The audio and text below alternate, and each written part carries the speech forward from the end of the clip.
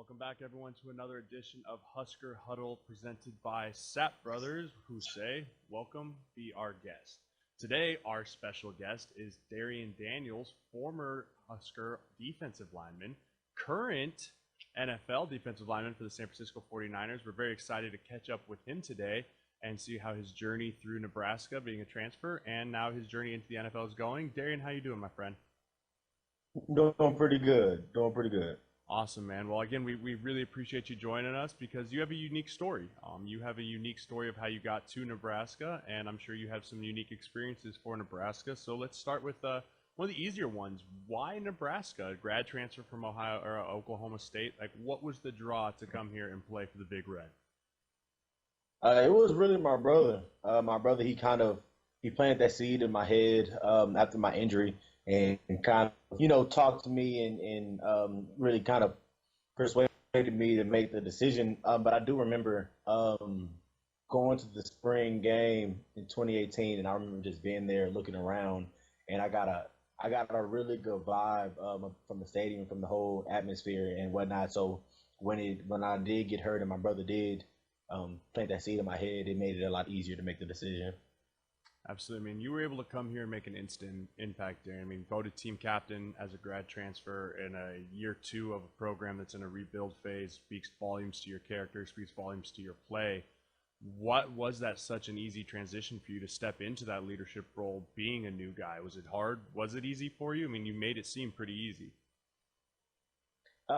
Nothing's ever easy. It was just really, I'll say it was just me being myself. I'm always trying to do more, adding more to my plate to become a better player. And I think that's just something that I did that caught everybody's attention. I really did my best to hold all of my teammates accountable and did my best to push everybody to be the best version of themselves. And just me doing that, I think that's what did it for everybody else to make them to vote for me. Absolutely. And as far as this defensive line coming, Darren, you fill the pivotal role, which is that nose guard in that 3-4 system. Your brother looks primed to take over that spot next year. But who are some other guys that you're excited for that you only got 1 year of experience with, but you saw the growth and maybe the potential for some of these guys moving forward in Scott Frost's system here? I know for a fact Ben Stilley next year is going to be a double-digit sack. He's going to have double-digit sack number. So I'm already knowing what he's going to do with the reps that he gets. I'm excited to see DeAndre. Just as far as how hard he works, I just being able to practice with him. He's just as elusive as the twins. He can move very well. So I'm excited to see him.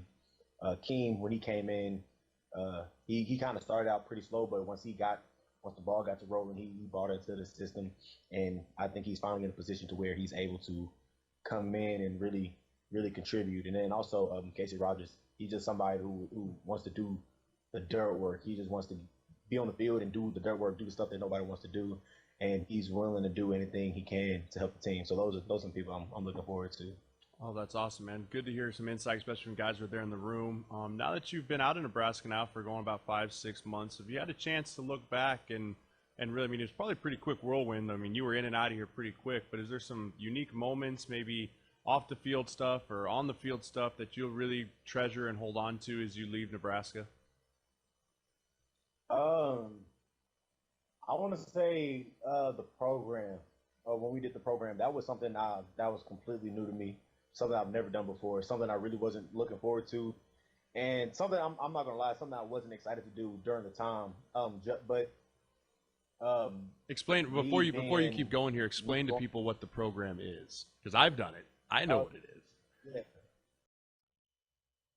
So the program is kind of like this team bonding, leadership training where they bring in veterans to come in and put us difficult tasks that we have to like put our heads together, and they give us very strict instructions. And when we don't do things right, we got to start all over. So it was like a program. It was like something that we did to that put us through some challenges and kind of made us, I say, better teammates. It put us through a hard situation. So, like, for example, they had us waking up really early in the morning, and we had to be in lines at like 5. We had to be in perfect lines at 5 o'clock. They made us do marine workouts. We had to like go to a lake. blow up boats and take the boats, roll them across the lake and back, things like that. We Mm. had to do up downs in the sand with like wet clothes. It was just a lot of different and difficult things that we had to do. And even though I didn't enjoy it, I knew it was necessary, and I feel like it really benefited us a lot. Yeah, I mean, I agree. It's one of those things that really bonds you as a team going through difficult tasks, and I think that that helps when the bullets are flying in the regular season there. Again, I'm Jeremiah Searles. Husker Huddle here is presented by Sap Brothers. At Sap Brothers, our top priority is to keep guests and teammates safe. Sap Brothers is offering full service at the pump as our nation relies now more than ever on drivers and farmers to provide essentials to our communities. Sap Brothers is committed to serving you. Darian, I want to shift a little bit here from Huskers to the NFL now. New sights for you, new paths for you, dreams coming true for you. 49ers, man, you got to be excited about that. Tell us how that all opportunity on draft day went down, and then we'll circle back to kind of the pre-draft stuff before then.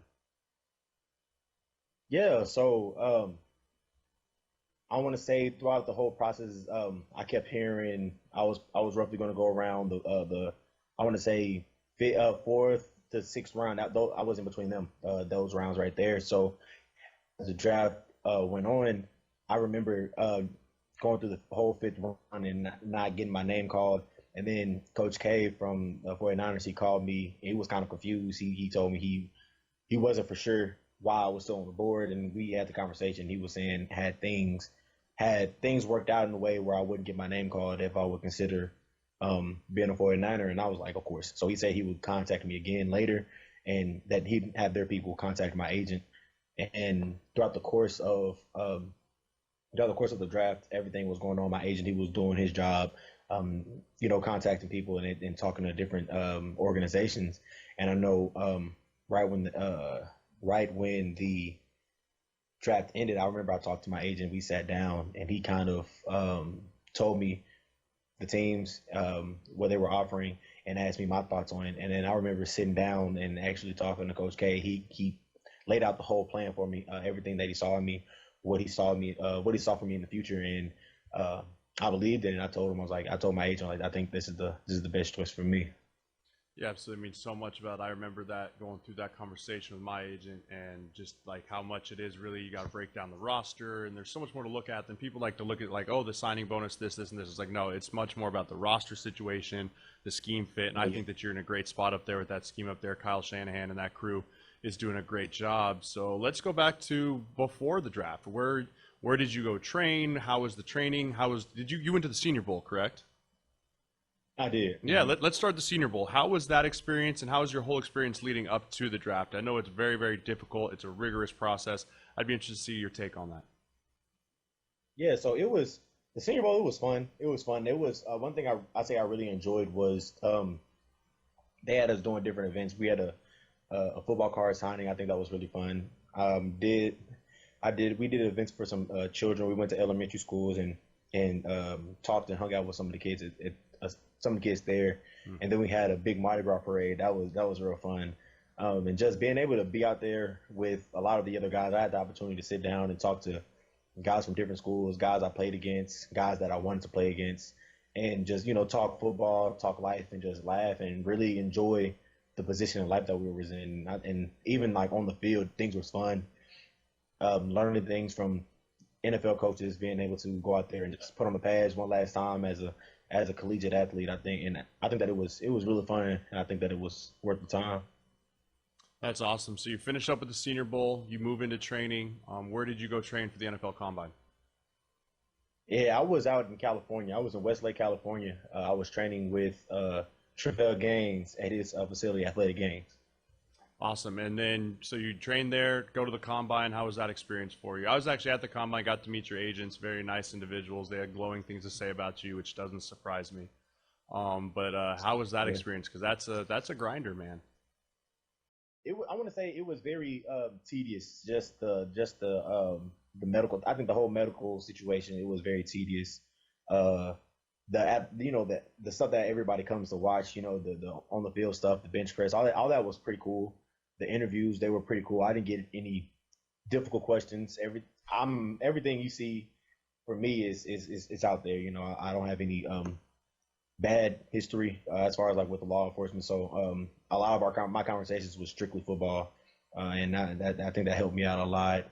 And also just being out there. I was out there with the Davis twins. I seen Lamar out there, so it was fun being able to see my teammates and just I want to say the overall experience. It was really cool outside of the medical, the Hmm. physicals, and being in the hospital for up to 10 hours the whole week. I thought outside of that, everything else was pretty good. Yeah, man, it's the biggest job interview and the biggest test, and they just try and break you down before you got to go work out. Well, Darian, before we let you go here, man, I just want to say thank you so much again for joining us here on Husker Huddle. Is there anything else as you lead into the NFL this year, or you lead into your career here, that you have some expectations for yourself? And then, lastly, I need your last take on what to take from Scott Frost in year three. All right. Just, I'm just really excited. I'm really excited going into this year. As far as expectations, I just expect to go in and make an impact in any way I can to be able, like being able to sign free agency, just being able to go in and make an impact anywhere that I can to make coach want to keep me around as long as possible. That's the only thing I expect to do, and that's my goal right now. And what was the last thing? Just some expectations for us here, not expectations, some thoughts on Scott Frost's year three program going into year three here. I think this is the year everything clicks for Coach Frost and company. Um, the first 2 years, it was really kind of the players were trying to figure everything out, and coach is trying to get his style of players in. And I feel as if the guys that are in there, they understand what it takes now. They've been a part of a losing program for a long time, and even even this past year, I can tell that it's starting that the switch in their head is turning around from like I'm tired of losing. Now we got to do something about it. They know that we can win. Now it's time to win instead of just hoping that we can win. And a lot of guys that got coming in, I feel like there's a lot of talent. Even guys that are there right now, I feel like it's a lot of talent on the team still. And I trust Coach Ross. I trust the whole coaching staff. I trust the supporting staff, and I know the players are hungry. And I feel like this year is the year that things start to click, and I feel like they're gonna have one of the best years the past decade, honestly. Well, Darian, there is no doubt in my mind why you got chose captain. You are very, very well spoken. You are very supportive. You seem like a great teammate. I would have loved to got a chance to play with you on the gridiron there, man. But I know you got great success coming up for you here in the NFL when you start your career here with the 49ers, whenever that may start. So stay ready, man, and we'll be really excited here in Husker Nation to watch you in your career.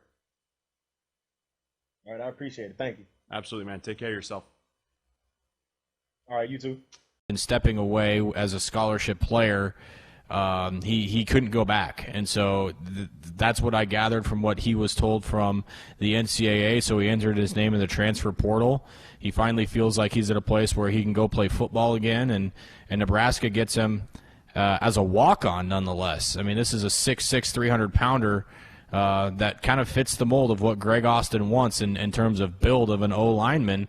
You know, on paper, Greg, this is as good of a get for Nebraska as it would just a normal, regular four-star kid. So, you bring somebody into Iowa from Iowa who redshirted last year and is still really ripe, and you can kind of mold and fit into what you want to do. I think is pretty tremendous. Now, the question has come up: does he have to sit because he's a walk-on? Since he was a scholarship player at a Division I school at Iowa, unless he's granted a waiver, he will have to sit out a year. Now, you're stepping away with mental health issues.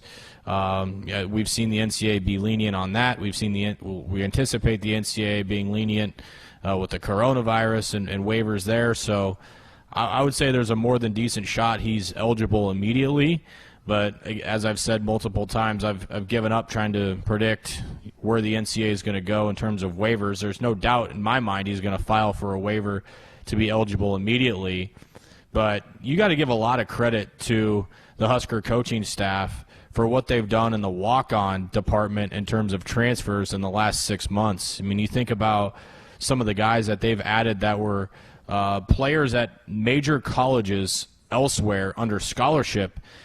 People may hear some people just get turned off with the fact that you hear the words walk-on. They just assume that they're not as good or whatever. But Greg, you look at Ezra Miller now from Iowa, who's a former four-star, Jared Bubak, who was a tight end who played for Arizona State, Connor Culp, who was a kicker at LSU who just got nudged out from a starter spot, Levi Falk from USD, and then you mentioned the young man from Colorado State. Not going to try and butcher his name live on the radio. That he's going to come over too. So these guys are all players that were recruited from major universities, and in some instances played at major universities that Nebraska were able to get via the walk-on and not count against their scholarship limits.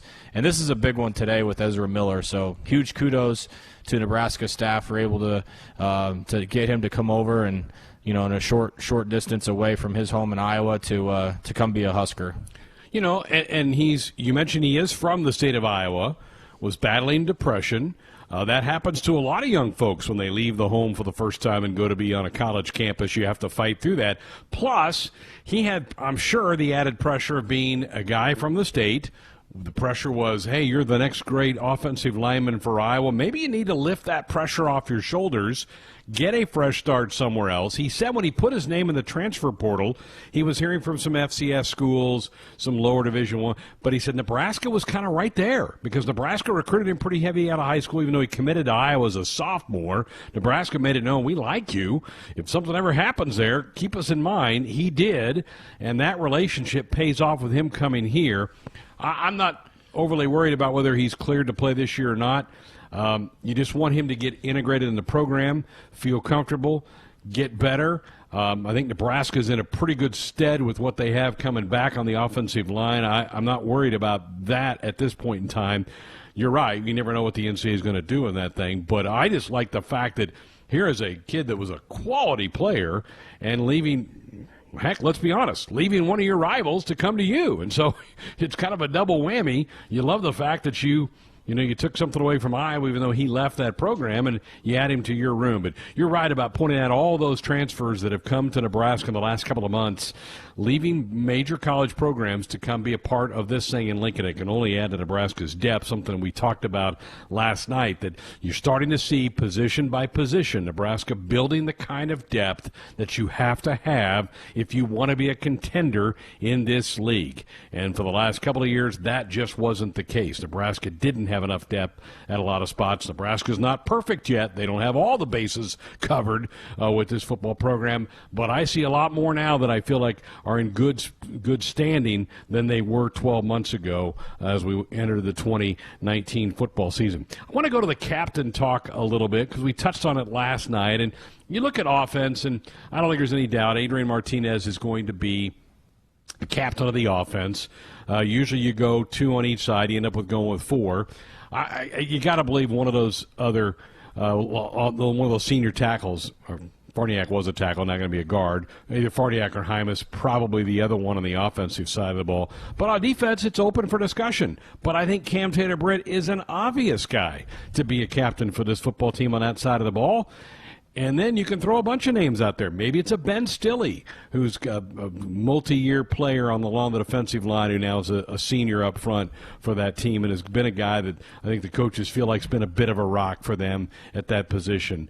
Maybe it's a Colin Miller, a guy who just works his tail off all the time and loves to play football, and it bothers him when things don't go well.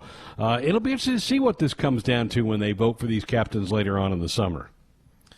Yeah, Will, when we kind of touched on this yesterday, I said I kind of used the same thing I did with Mo Berry. You can pretty much get that sewing machine ready with the C on it for Cam Taylor-Britt's jersey. The one thing that we should point out too, Greg, when talking about captains is the staff and this team isn't afraid to put underclassmen with the C. I mean, before we've seen just seniors be ones that were recognized and ones that bared that responsibility, but that's definitely not the case. Two of those guys are already back. We mentioned Farniak and Martinez. There's 50% of what your captains were a year ago.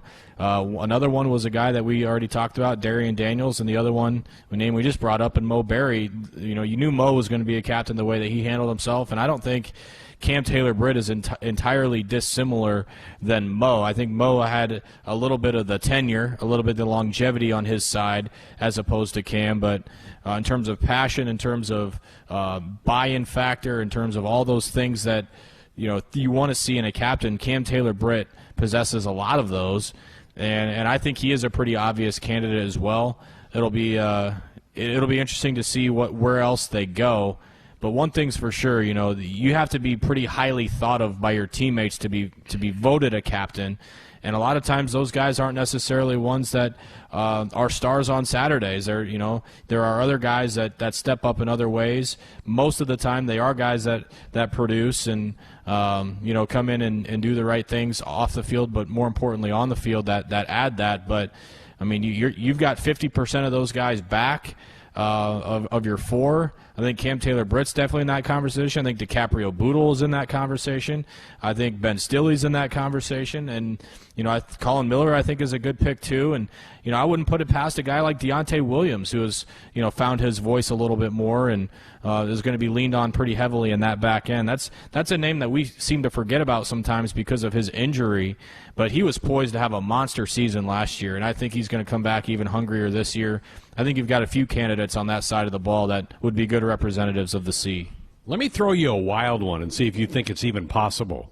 Damian Jackson. That's kind of the first name that popped in my head when I said you have to do things right and you can lead in other ways other than on the field. That's who I was leading to.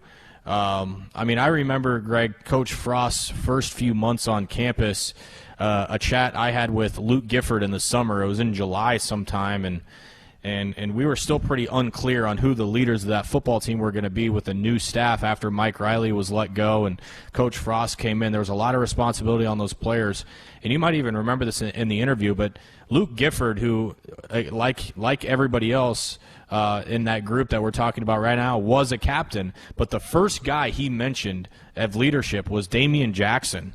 When we had that conversation, I think Coach Duval leaned on him super heavily when it came time to buckle down in the weight room and make sure guys were showing up and the voluntary workouts. Everybody was there and everybody was rowing in the right direction. I think that's a guy that's built up so much respect amongst his teammates, and even here in the fan base, we don't watch Damian Jackson play too much on Saturdays, but almost everybody that follows the team knows who he is, and I think that says a lot about number one, what type of person he is, but even what type of teammate that Damian Jackson is. Apparently he crushed it in paintball. And I'm not surprised. Way. Not surprised. Let's head to the phones before we head to our first break. Let's run out to the Panhandle. Scotts Bluff. Charlie, welcome to Sports Nightly. Hey, are you sure you want to anoint Adrian Martinez as a captain? He might be in a quarterback battle, and I think I would like to see 2 or 3 captains from that offensive line. Let the skilled players make plays, but let your leaders be on that offensive line. That's all I got. I'll listen off the air.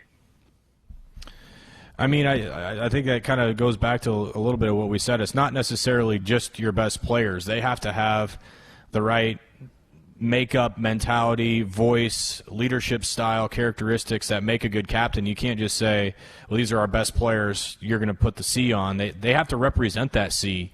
And the best example I can give you about Adrian Martinez being a captain and why, as long as he's a Husker, he's a captain for me. And I wish everybody had the opportunity to see what I saw after that Colorado game. That was a pretty intense locker room after the game, and we had to kind of navigate through that locker room to get to our post-game setup, and there was a lot of hurt Huskers in that locker room. Adrian Martinez went to every single one of his teammates that he walked by, told them that I have your back, I will fight for you. It just gave them all a little pep talk, and that's something that comes within you. That's something that comes within it being a competitor. People can pick apart the games that you feel like he did or did not play well in last year, and I know he didn't live up to the standards that everyone's talking about, and he very well may be in a quarterback competition next season, but that's the guy that I want representing my football team. That's the guy that goes the extra mile when he himself probably felt as responsible, if not more responsible, for that loss than anybody else. But he still had it within himself to go to all of his teammates, offense, defense, starter, non-starter, whatever, put his hand on their head and give them each a little word of encouragement. That doesn't come from everybody. So I wish you could have seen that, and I wish more fans could have seen that, because that's the reason why Adrian Martinez was voted a captain, because of things like that. Ben has such a great, unique perspective of this. You have it more than I do, because you're down there. You're on that sideline. You're seeing what's going on when the guys come off the field. You see the interaction between teammates, between coaches and players. You have a much, much better feel for that than I do.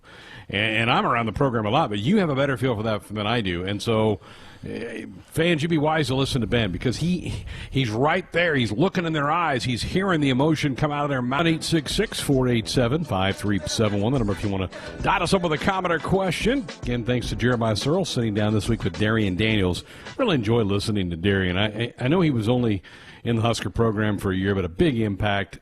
Team captain the 1 year he was here. I think a really good influence on his brother Damian as well, who's back this year. Will be part of that Husker defensive front when things get cranked up in a couple of weeks when camp gets open for the Husker football team. Really enjoyed listening to Jeremiah talk to those guys about their experiences with the combine, getting themselves prepped and ready, try to get ready to make an NFL football team here in just a couple of weeks. We were talking about team captains earlier in the hour and kicking around a few names. You know, you were listing off a couple guys on the defense. DiCaprio Boodle's an interesting name to throw out, because he's not the most boisterous guy, or doesn't seem to be, but he's one of those lead by example guys that he just works his tail off and gives it his all on every play, and that has to speak volumes when younger players, particularly in that defensive back room, are looking up to somebody. It's a pretty good guy to look up to. Yeah, and for Decap and Deontay, I mean, those are two guys that are having to make a conscious effort to use their voice more, and the coaches are urging them to do that. I know to become more vocal it can be a tough thing to do for some players, especially when it's not their characteristics. And I think that those two guys, you know, that's something that could come with them the longer they've been here. And Decap more so than Deontay, because he's been here a lot longer. But you know, I do think that you know, that's something that you know, is a possibility. One other thing I want to point out, we had a caller ask about Adrian Martinez, and it got me thinking, Greg, too. Another big responsibility of a captain is you got to be a mouthpiece for your football team. You think about all those tough losses that Nebraska has suffered the last 2 years. You have to be one that steps up and answers the media and answers those hard questions every single time that happens. And then you have to answer questions all week, and then you have to answer questions all off season. That's something that a captain has to do. And as a starting quarterback, you feel a lot of responsibility in doing that. I'm reminded of a guy like Tanner Lee, who really didn't have a great year when he was here. But the thing that I respected most about Tanner is every single week, when not a lot of guys were willing to come up and talk to the media, Tanner was always there. Tommy Armstrong was always there. Adrian Martinez is always there. And there are a lot of guys that, when something bad happens, prefer to just not talk to anybody and kind of go on with their day and just be done with it. But you can't do that as a captain. There's no hiding if you're a captain. And so I think that's another thing that Adrian possesses that makes him a worthy candidate. I know. I'm glad you brought up Tanner Lee, because he didn't have a very good year when he was here, but he was there. He did everything you just laid out that season. He would come up after he threw an interception. It was costly. He did a couple times that season. He came up on the Monday pressers. He came up after the games and talked and faced the firing squad. He drew a lot of admirers because of the way he handled what was a very difficult season for him and the Huskers. So I really appreciate him, and you're right about Adrian. He's never blinked or shied away from doing any of that. 866-HUSKER-1, 866-487-5371. Back to wrap up the hour next. Is in brands, locations, and service. Experience the difference. Purchase with confidence. This is Woodhouse. Final few minutes of this hour. Major League Baseball still trying to hatch out the plans for their 60-game schedule. It looks like you're going to play a lot of games against the teams in your division, and then the other division from your part of the country from the other league. So the NL Central, the AL Central will match up. The AOS, the NOS will match up with games to try to limit the travel during the 60-game schedules. They've also been, and I'm sure you're a big fan of this, if the games go extra innings, starting in the 10th inning, you will start the inning with a runner at second base. We're going to start giving teams 4 outs. We're going to start bringing in coaches to pitch. and maybe even tees if we get to a certain level too. And I heard, Greg. Now I know these are just rumors, but they might go to a squishy ball to protect the players for the safety too. Isn't there a thing in slow pitch where if a pitch hits a mat behind the plate, it's a strike, whether it's way up in the air or a low line drive pitch? Yeah. Maybe they'll do that too. Maybe. Are you upset that the National League is going to have a DH? This whole year is just whacked, so let's just get weird. Let's just make this whole thing weird and get it all out of our system. Be bizarre. Well, it's coming. They're supposed to report next week. Opening day looks like it'll be the 23rd or the 24th of July. You'll have baseball. Should have NBA. Should have NHL. It's all going to come flooding at us in about a month. I'll be ready for that. Thanks to Jeremiah Searles for sitting down with Darian Daniels this hour. Glad you joined us here tonight. Coming up in a few minutes, our famous face-off, brought to you by Famous Dave's Barbecue. Also, another snippet from the latest conversation with the Cooks. Lauren Cook sitting down with head volleyball coach John Cook. That's going to drop later this week. You can find it where you pull down your podcasts of choice, and he's going to update us on what he's hearing about the upcoming season for Husker volleyball. So we'll play a little bit of that for you later on in the hour. We'll even save some time for some phone calls as well. But let's get the hour underway with the Face-Off. It's time for Famous Dave's Face-Off. They score on the face-off! Famous Dave's, America's favorite barbecue, offers award-winning, mouth-watering house-smoked barbecue for pickup, curbside, or delivery. Order 3 ways, online at famousdaves.com, through the Famous Dave's app, or call your nearest location in Lincoln, Omaha, or Bellevue. Famous Dave's, locally and veteran-owned. Let's go. Mano a mano. You, me, right here. Right now. Now, here are your hosts, Josh Hilkeman and Brett Whitty.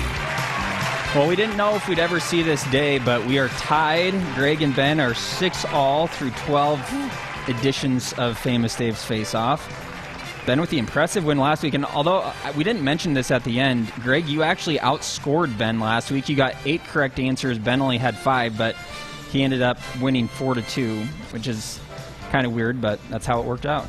Yeah. Steel City, baby. You did, a couple of them. Exactly. Well, let's jump in, and question 1, I will tell you, is a little bit difficult, but it gets easier from here. So it won't be as difficult as last week. I can promise you that. All right, so question number 1. Who are the top 4 career point scorers in Husker football history, including kickers? Ben. Ben by the closest margin we've ever seen. Alex Henry. Show me Alex Henry. Yes, he is actually number 1 with 397 career points scored. Do you want to pass or play? I'll play it. Okay. Drew Brown. Show me Drew Brown. Okay, that one was actually impressive. I didn't know if you would get that one or not. Well, he just kicked forever. I know, yeah. It's true. Try his brother Chris Brown. How about his brother Chris Brown? Chris with a K. That's right. I don't think this one is a kicker. Give me Johnny Rogers. Show me Johnny Rogers. The Jet is not on there. That's 1 strike. How about Taylor Martinez? T-Magic. Is it T-Magic? It is not. So you've got 1 strike left.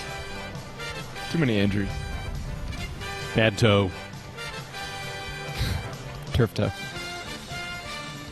Eric Crouch. Show me Eric Crouch. That is correct.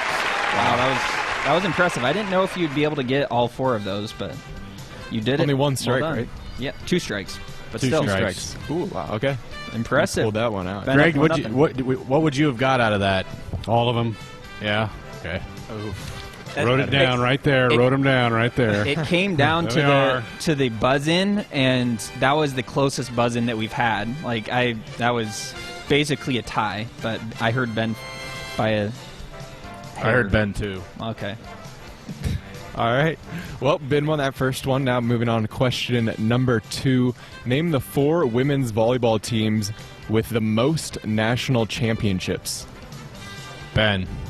Ben, you're in. How about Stanford? Show me Stanford. All right, got it. You How many more are there?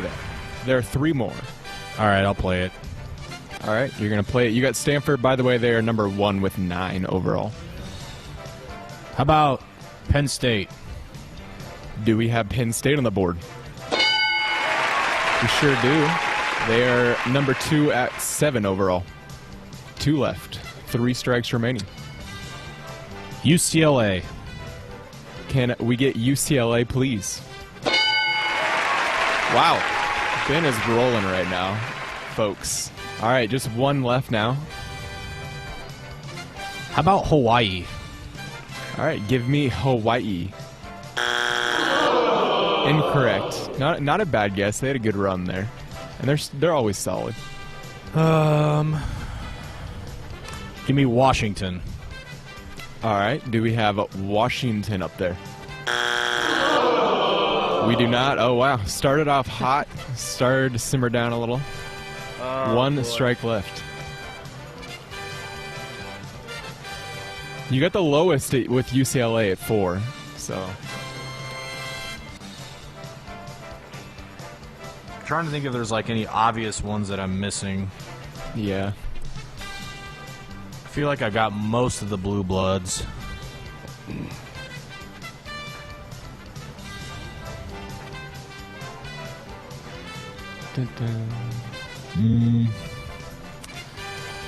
How about Texas? Man. All right, final guess, Texas. It is not. Tejas moves over to Greg now for the steal. And he's guessed. Give me the ones he got right. He got Stanford, Penn State, and UCLA. How about Nebraska? All right, do we have Nebraska for the steal? Oh, my God. We sure do, and that would fall into the category of obvious ones that you're missing. Ben, We've had 5. We have 5. In case we you're do, wondering. Yep. It just now realized as soon as you said that. Yeah, Brett, you gave it away. 4. As soon as you said they had 4, What did I that give should away? have been the. You said you got the lowest one with 4. I'm like, I usually give the totals out. It's really That should have been the giveaway because I knew we had 5. Really, as soon as you I did said not that. think he would. I did not think you were going to miss Nebraska. It's really unfortunate that we're on video for this because I couldn't even say anything without laughing. I know. Well, yeah. Yeah, as soon Josh. as you didn't say Nebraska with your 4th guess, I knew that you were overlooking them, and especially when Brett said that UCLA had 4. It didn't click. It didn't click that he said that he said 4 until after. When he said that, Josh, I thought, that's it right there. He laid it to him. These are the weeks that I'm glad I'm not on video because I would have given that away so quickly. Yep. All right, question number 3 is we're now tied 1-1. What are the 5 college football teams with the best winning percentage since the year 2000? Greg. Ben. Ooh, Greg in first. Woo. Let's go Alabama. Show me Alabama. They're actually number 5, believe it or not, with a 76.3 percentage. So there's 5. You want the top 5? Top 5, so there's 4 left. I'm playing. Okay. Aggressive. Give me Ohio State. Show me Ohio State. They are number 2 with an 83.4 winning percentage. Since when?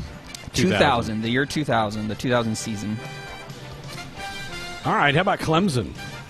Show me Clemson. Ooh. They're just outside the top 5. I think they're number 7, actually. Not a bad guess. That is a really good guess, obviously, yeah. Oklahoma. Show me Oklahoma. They are number 3, 81.7.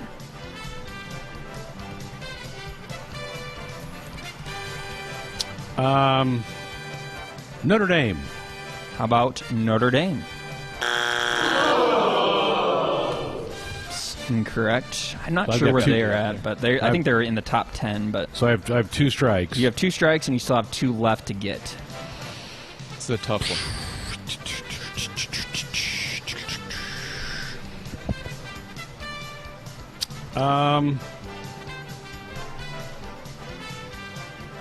I don't think this is right, but I'm going to go USC. Show me USC. So it goes over to Ben for the steal. Again, Ben, Greg guessed Ohio State, Oklahoma, and Alabama. Those are 2, 3, and 5, so we're looking for 1 or 4. Okay.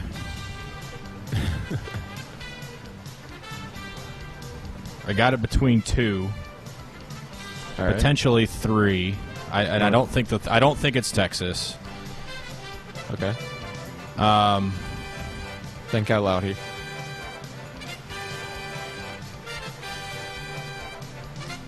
It's a safe space. Since you already said the percentages, can you give me the percentages again? Dang it. The percentage of Ohio State's number 2, and they're at 83.4. The number 1 team is 1/10 of a percentage ahead What was of them. Bama's? Alabama was 76.3%. So I'm looking for at least 76%. Yes. Okay. Dang it. Just thought of Man, I got it between 2. I got it between LSU and Michigan.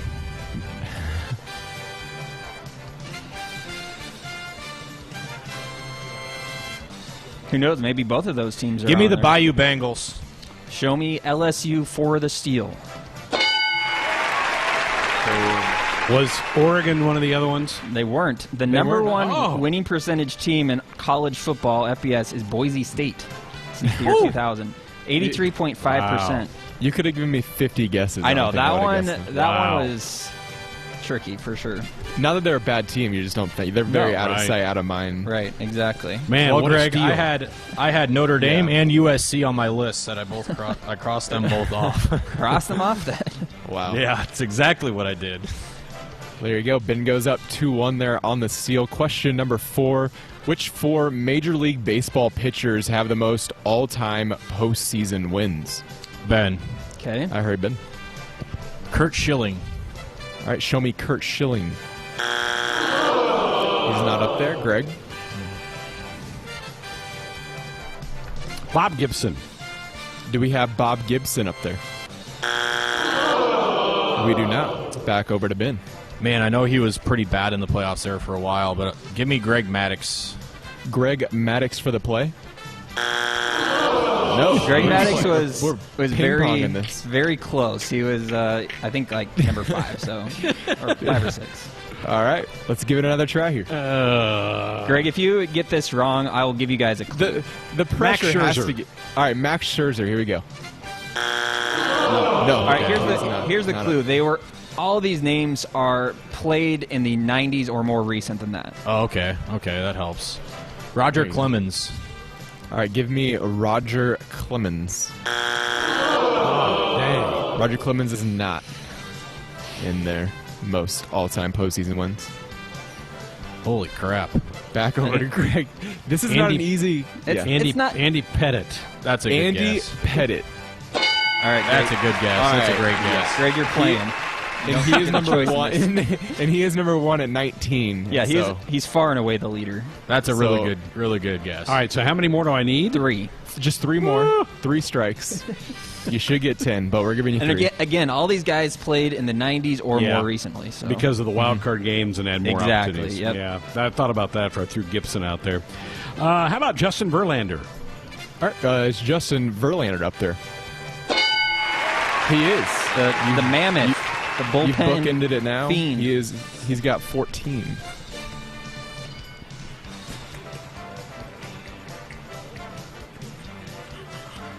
Two left. Oh. So you got to think of franchises that were good. How about Pedro Martinez? All right, give me Pedro Martinez. That's a strike. Yep. So I was thinking he That- pitched for the Expos and the You're- Red Sox. Yes, you're going in the right direction. And he is a guy that does have a lot of postseason wins. He just he didn't Missed it. pitch the greatest in the postseason either. Sometimes Yeah. he struggled. Gotcha. How about Madison Bumgarner? Do we have Madison Bumgarner up there? That's a really good guess. We don't. Yeah, he's got to be in probably top 10, I would assume. Yeah, the Giants had all those playoff Right. runs with him. Yeah. 2 left, 2 strikes. Can you do it? No. And that Well, you don't have to say it. God, I can't believe Ben's Kurt Schilling was a good. That was a really good guess, yeah. Bloody suck. Well, I hope you guessed one of the three on my list and it's wrong. Give me Tom Glavine. All right, give me Tom Glavine, as Greg said. Boom. So now just one left. That was a Hail Mary. Was he one of the ones on your list, Ben? He was not. Oh. All right. Well, he was Good tied guess. with Justin Verlander at 14, so now you're... Good guess. You're looking for number 2. Number 2 now. I'm just trying to think of guys who been in the playoffs a bunch. That's what you got. I know. Trying to think of good teams is tough, too. Yes. This is one of the harder questions I would say we've asked. Yes. It is. difficult. Yeah, this one's hard. Kind of a wild one here, but John Lester. All right, do we have John Lester? You got the first part right. Wait, what? Wait, don't Over say to Ben. that. All right, Ben, over to you. Don't listen to what Brett said. That's a clue. Well, I don't think one of my answers is correct because he didn't pitch enough in the 90s. That's Nolan Ryan because he was mostly late 80s. I think he last pitched in, 94, 93 or 94. So that would disqualify him. He had longevity, so that was the other guy. The other guy that I was thinking of was a Yankee, and Mike Mussina. He's on my list. Okay. And the other third guy on my list was the third guy in that Braves rotation, and John Smoltz. All right. Two that, and I know they both went into the outside bullpen at some point too. Correct.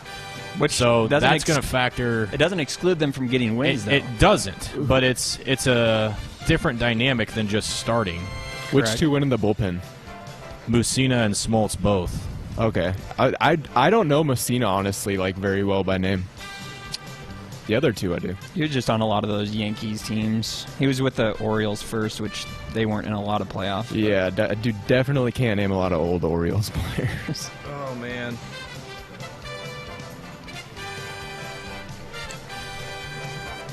I'm going to say Smoltz for this reason and this reason only, because the Braves won the division for 13 straight years, and so they were just in the playoffs a ton. I'm going to go say Smoltz.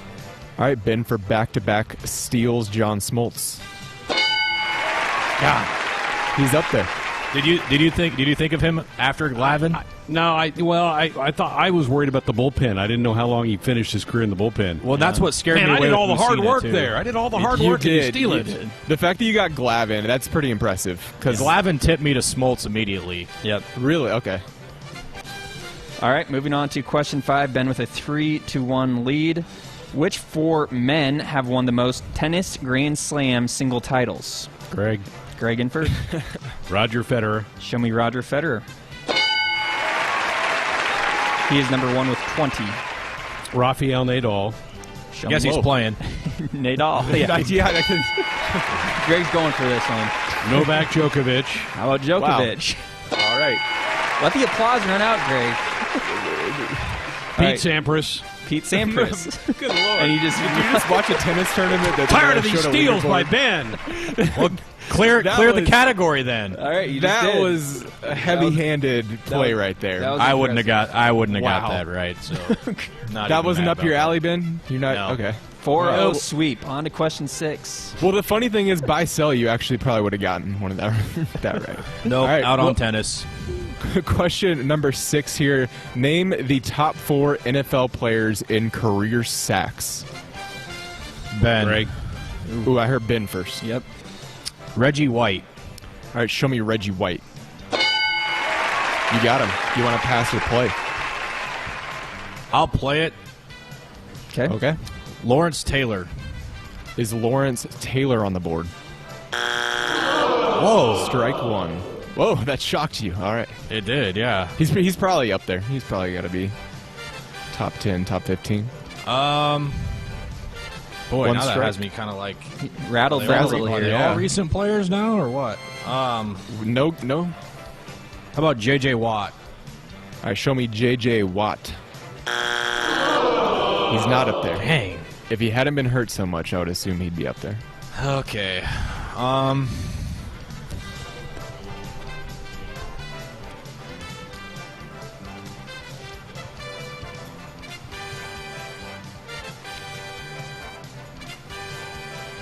Deacon Jones. Deacon Jones. No Deacon Jones, and it goes over to Greg, who's got 3 options. Your to chance choose to from. steal. You haven't gotten strike 3, have you? Yeah, that was 3 strikes. That was 3 was? strikes. Greg's Yeah, chance Watt to steal. Lawrence Taylor, Watt, and Deacon. Taylor yeah. Watt and Deacon, yeah. How's LT not on there? Come on. I know. That seems wrong. Wait, do we know where he's at off the top? I don't know off the top of my So- head, no. Okay. The only one on the board is Reggie White. Correct. Yeah. And he comes in at number 2. How about Bruce Smith? All right, That's show a me good one. Bruce Smith for the steal and a little payback. You got it. Number 1, he's got 200. Reggie White had 198. The other 2 were Kevin Green with 160. Julius Peppers had 159 and a half. All right. Okay. We He's go played to, forever. go to question number 7 for the first time in a while, and this is not a wild one like the SNBL one we asked before. I think this one will be pretty even. So question number 7, the deciding factor. Who were the first 5 BCS national champions in college football? Greg Ben. Greg in first. Nebraska. Show me Nebraska. Trying to ride that wave. Miami. How about Miami? Correct. They were in 2001. Pass or play. 2001 season. I'm playing. Okay. USC. How about USC? Wait, you said the first 5? First 5 BCS national champions in college football. And Miami was in 01? Miami was in 01. And USC was not on there. Correct. Are you frazzled again? Yeah, a little bit. Just 1 strike. That's So you're this doing was- okay. Well, now I don't know what direction It to go. started after, the BCS national championship started after they did, the polls to decide, the AP and coaches poll. They did 1 national champion decided by the BCS. Oklahoma. How about Oklahoma? Yes. They were in 2000, so you've got in 2000 Okay. and 2001. So that was that. 2000 is where I wanted to go next. Give me Texas. How about Texas?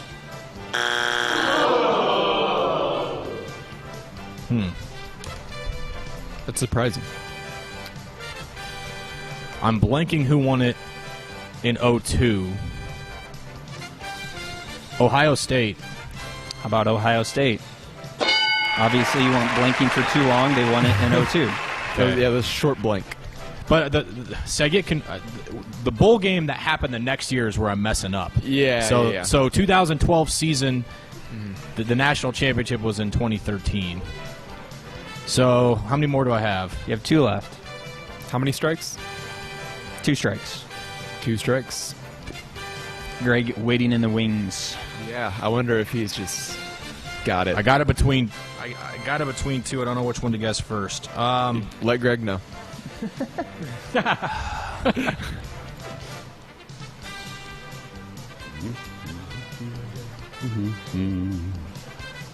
I think Greg's feeling confident. No, I'm not. Oh, okay. No, okay. I thought you were feeling good. Okay, got Miami, Oklahoma. Yep. Oklahoma in 2000, Miami 2001, Ohio State Not 2002, USC. and I'm not. USC. It blows me away that that's. This not will probably correct. this would give it away, so I won't tell you if it's the teams come before or after those that we mentioned, but those are the years 2000, 2001, 2002 seasons. Buckeyes were there, correct? That was my last. Yes, that was correct 2002. answer. Okay, I know LSU won one right in between there, so I'm saying LSU. How about LSU? Damn it. All right, so Greg for the steal and the win of the week. This is so close. This is so close. If it's this team, I'm going to be so mad, and I think that Oh, it boy. is. This is tough. This is not an easy It's not easy. No. Easy go here. He took kind of the couple easy ones. Yeah, he did. I'm not confident at all. I'm going to go Florida State, but I'm not real confident. Florida State. Florida State for the steal and the win of the week. Correct. They won it in 1999. The initial champion was Tennessee in 1998. So it started in 98, the year after Nebraska's 97. That was the team, because that was Peter Warwick's team in 99. They beat Virginia Tech. Yep. That revenge My has to other taste guess good was there. Tennessee, but I wasn't sure it started in 98. I couldn't You remember got if 'em 98 both? was the first year or not. That was an Yeah. impressive comeback, Greg. You ran the Yeah. category, the tennis category. Getting that got you back two on. stolen and from then, you as well. Yeah, Bruce Smith. Yep. Wow. Crying about steals, and yet here he is with the steals. All right. Well done. Good stuff, guys. When we come back, we'll play a little bit of the conversation with the Cooks, the latest podcast with John and Lauren Cook, an update from the head coach about what may be happening with the volleyball season. That's next. Wednesday night. Time for this month's edition of Conversation with the Cooks. Lauren Cook sitting down with her dad, the head volleyball coach of the Cornhuskers, John Cook, and they start off by talking about what's the latest news about a schedule for the fall. But we're waiting on the NCAA to decide that, and then also the NCAA has been postponing, but they have another big meeting tomorrow, which is they're going to decide on our season and when we can start. There's several options out there, starting with 8 hours per week to starting our season earlier. So we're going to wait and see what they say. But once we do that, then we can kind of make a plan for the summer. But as of right now, we are on week 3. Our athletes are back. They're working out every day. They're allowed to go into Devaney twice a week. They work out with our strength coach, Brian, 4 days a week. So they're in our normal summer routine. They're taking classes, and so they're moving. They get checked every day with temperature. They have to fill out a questionnaire every day, where they've been, who they've been around, do they have any symptoms. And ironically, we did have one player flagged already who wasn't allowed to go into workout, but it wasn't for COVID. It was for allergies. Oh, God. That's how sensitive this system is. She had, allergy type symptoms, and so they flagged her, and then we had to wait and get her tested, and boom, she's back in. But as far as I know, Lauren, only one athlete, a football player, tested positive. There have been some outbreaks at other universities, but again, our people are doing a great job. They're getting fed. They have a food feeding system.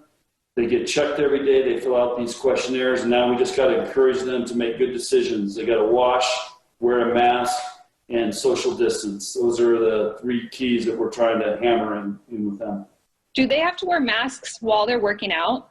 No. They have to wear a mask coming into the building, and then once they get tested, their temperature checked, and they're cleared to go with we call it Edge 10 questionnaire. Then they can take the mask off for workouts. This is for all the athletes that are back right now.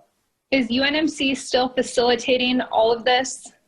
Yes, and the next thing we're trying to develop is an antibody test. There's actually a professor at the university who's working on one. UNMC is working on some. So that's the next big thing is, who's developed antibodies, and that way we can that's kind of the next evolution. But right now, the UNMC is doing tests, and then depending on if they can test or not, we have another way to get our athletes tested. But everybody's been tested. So when I go back, I'll have to get tested and quarantine.